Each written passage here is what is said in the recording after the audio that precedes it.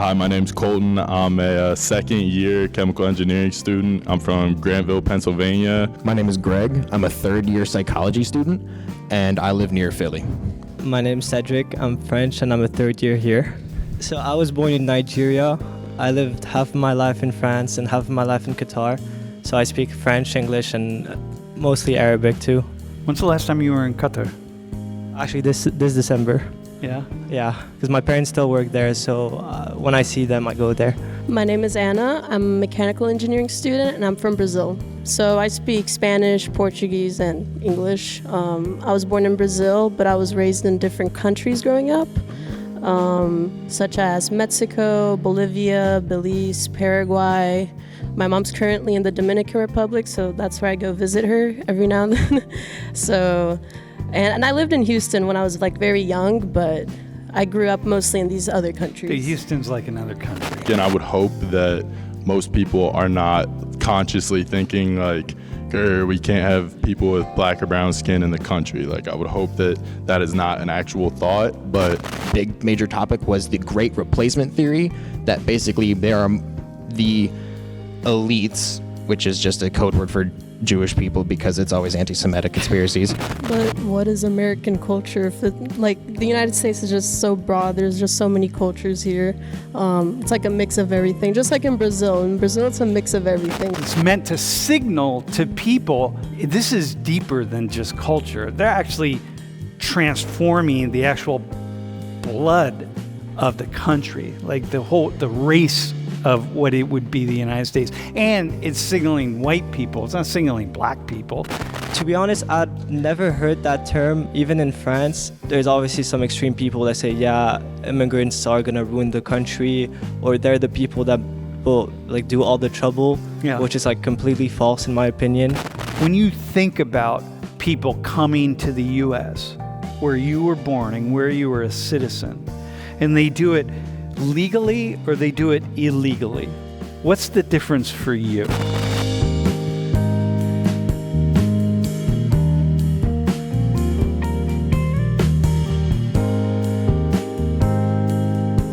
We're calling this class Poisoning the Blood. I came upon this slide from a survey, and I just thought it was just interesting. And I thought hey, let's build a class around this. And this term, poisoning the blood, what are people referring to when they say poisoning the blood? What do you think? What's that mean to you? I think they're just trying to say people that maybe they think don't deserve to be in our country, or I don't really understand it because United States is one of the most diverse countries, so I'm not really sure what they have to back up the phrase poisoning the blood, but I know a lot of people talk about illegal immigrants committing crimes and stuff like that. There's a lot of conversation about that, so that could be part of what they're saying, but I guess just bringing in people that they don't feel deserve to be here. Mm-hmm. Bro, how about what's poisoning the blood? What's it, when you hear that phrase, what's it mean for you? It's referring to purity, and specifically white purity, and since immigrants... That's what it means that's what you think it's referring to? Yeah, and since immigrants are mostly considered non-white when they come to America, our overall blood is poisoned because it's no longer that pure, ideal white blood that America seeks to idealize. Did you read that as signaling white purity for you? And you're not saying that's what it signals, but you're saying that's what it signals for you. That the people that uphold white purity are scared. Yeah, okay, I got you. Yep. Yeah, I would definitely think that subconsciously it's a part of that, but I would think and I would hope that most people are not consciously thinking we can't have people with black or brown skin in the country. I would hope that that is not an actual thought, but unfortunately for some people, I think it probably is in the back of their mind that they don't maybe want Spanish speakers or people with black or brown skin that didn't grow up in the country. So I do definitely think that in the back of their mind, that is definitely a thought that it's white purity. It's very publicly spoken about, in my opinion, because if you look at the most recent CPAC, the Conservative Party meeting, there were plenty of people that went undercover and just recorded the events, recorded conversations, and big major topic was the Great Replacement theory, that basically there are the elites, which is just a code word for Jewish people because it's always anti-Semitic conspiracies, are bringing in migrants to poison the blood. And that is a major talking point from not just the people that attend CPAC, but also the speakers and the people with actual power. What do you guys think of, what's poisoning the blood mean for the two of you? I guess, like he said, maybe ruining the culture. Like he said, keeping like the white supremacy. So maybe having, when you're walking down the street, seeing like a lot of people from different backgrounds.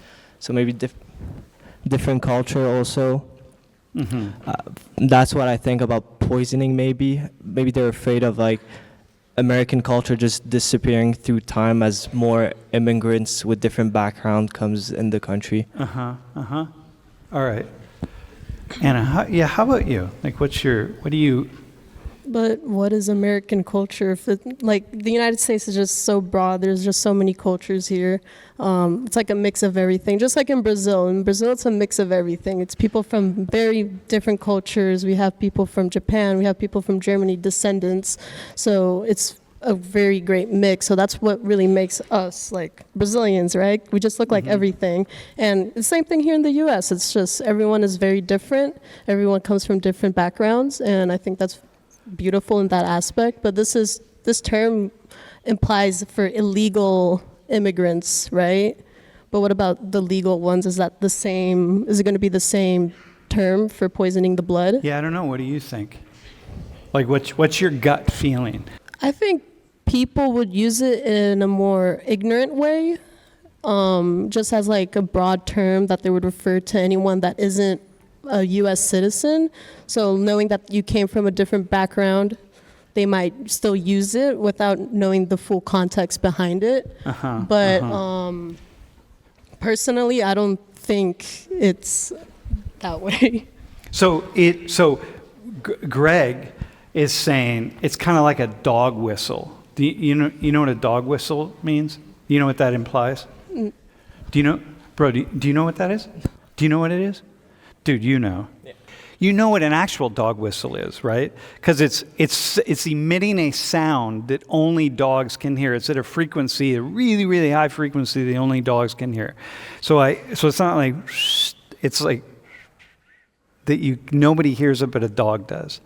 So when you have a certain phrase like poisoning the blood, it's you know what it means. Like it's meant, the idea, if you take this idea, if you run with it, it's meant to do what you would say it is. It's meant to signal to people, hey, these people, they're not just immigrants, and they're not just destroying the country and the culture. They're not just watering down the culture.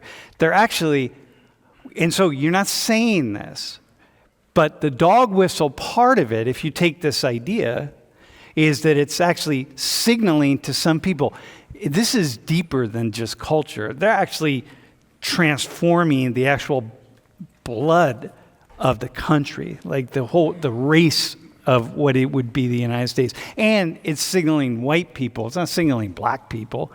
With some black people it is, but it's the idea is it's going to mostly be a dog whistle for white people. So Anna, you were talking about what the United States is. And you're asking, like, what is the U.S.? It's like it's a mixture of things. Cedric, how do you see it that way when you think about the U.S.? Like, I mean, yeah, because like we said in the other classes, most all Americans, if you look at their ancestry, they're all from or Europeans or Asian or Middle East. Like most people immigrated to America, and then throughout time they became American citizenship. And even now, like mostly like people, they wouldn't notice that they say they're American, but they're actually from, like, for example, Europe. Everyone's from all over the world. So plus the term United Nation means like you basically take a lot of things and collect them, put them all together.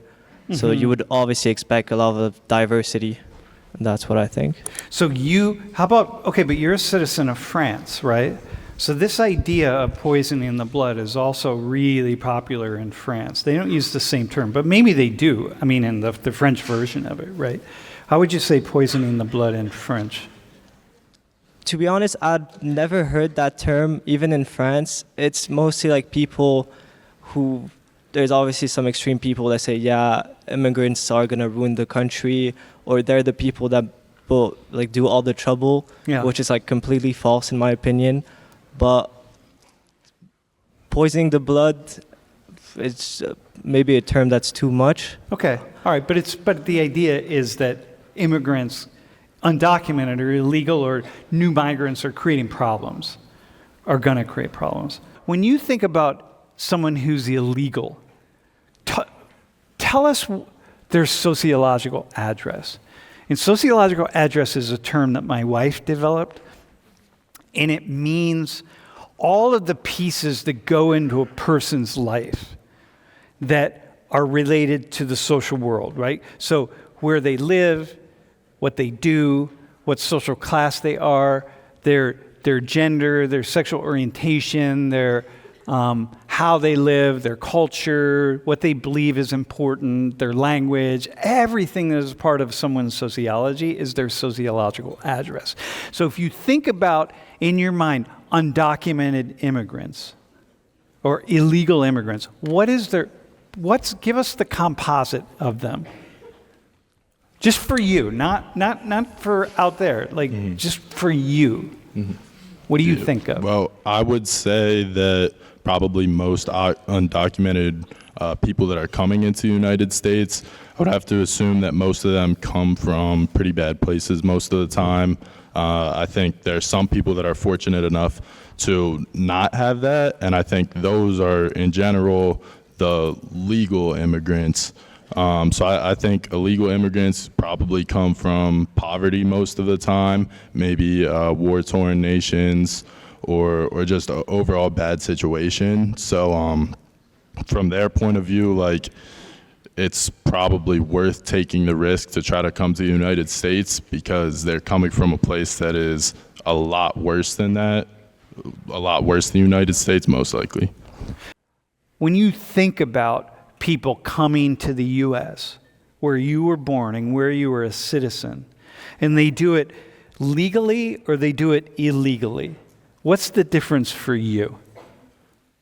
Yeah, so for me, like I was saying, I think the people that do it legally in general are probably lucky enough to do so, and they're in a situation that they can do so. Like you said, it's a very complicated process. It takes a long time.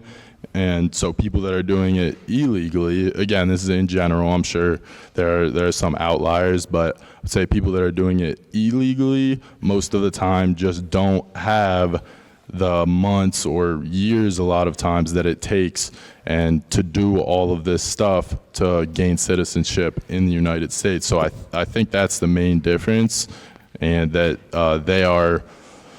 they consider it a positive risk to try to get in illegally. All right, so how about for you, though? Like what? Okay, that's good. I like that. Thanks, man. How about for you? Like, to what degree are you more open toward one group than another group? Let's say, or more closed toward one group or another, or suspicious or suspect or something? Yeah, so I would say I definitely have like a lot of respect for people that do it legally, definitely, because it is a long process. It is a complicated process. So me personally, I have a lot of respect for that. And but then again, for people that are doing it illegally, again, me personally, most of the time I wouldn't hold anything against them unless they're just kind of sneaking in for no reason, just because they feel the United States is better. But if they're doing it illegally because they need to, because they're coming from a place that has war, or they're in deep poverty, they're like hungry, they can't get food, then I have respect for them too, because even though they are committing something that the United States deems illegal, they're still doing something maybe for their family, maybe just for themselves, but they're taking that risk. Yeah. Well, I think the people that come in here like illegally, they're looking for better opportunities. Yeah. Like, for example, job opportunities, because, for example, U.S. dollar is a lot stronger. than the currency in their country. So they go there for better opportunities for their family, their kids. They want them to be raised in a better environment. So I think they take that risk in order to get there. Right.